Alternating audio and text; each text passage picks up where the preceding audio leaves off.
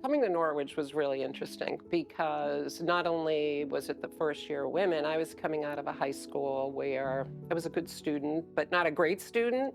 And I looked at it for me personally as a rebirth.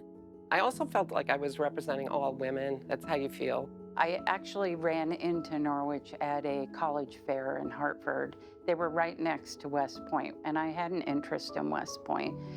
But Norwich seemed less intimidating, and the students that were there, the female cadet, she just seemed warm and open and very happy with the choice that she made.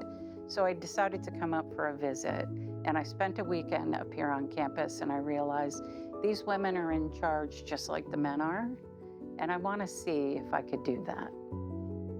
Being a civilian in a military college, especially very early on when the ratio was so lopsided to Corps, I think there were 1,200 members of the Corps and 100 civilian women. All the professors and the administration really went out of their way to make sure that the civilian population felt like they were part of the school and as important part of the school as the Corps was.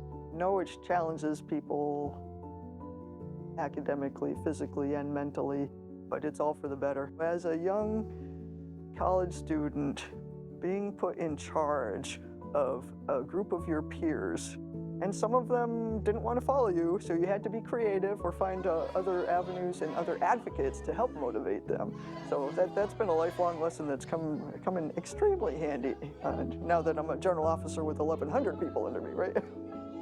When I arrived that day in August, there were 4 freshman women, and they had not told us to wear the khaki pants and white shirt. So I had on my bell bottoms. I mean, we stood out like sore thumbs. And then President Hard at convocation, I'll never forget this, I'd like to welcome 4 women into the Corps of Cadets. And I turned around and I looked and I was like, what did I just get myself into?